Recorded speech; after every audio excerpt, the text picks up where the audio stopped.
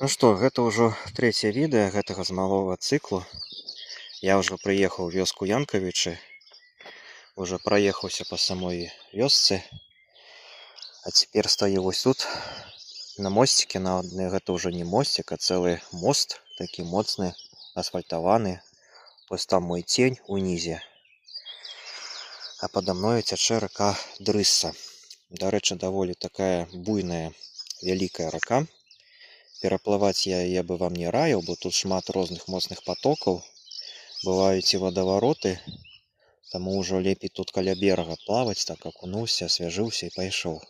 Усё ж такі рака даволі моцная. І гэта яшчэ не толькі шырокая, але даволі доўгая рака.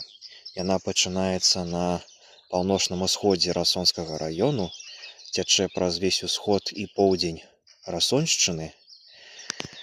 У яе упадаюць розныя патокі, розныя ручаі, розныя рэкі таксама. Это яе прытокі, іх даволі шмат. Яна праходзіць амаль праз увесь Верхнядвінскі раён.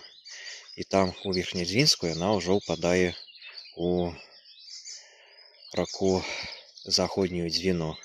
Дарэчы, сам Верхнядвінск калісьці таксама называўся Дрыссай у гонар гэтай рэчкі. І некаторыя старыя людзі Верхнядвінску і Асвеі нават і дасюль Верхнядвінск называюць Дрыссай па старой памяці. А вам вось пару летніх кадраў у вашай стужкі.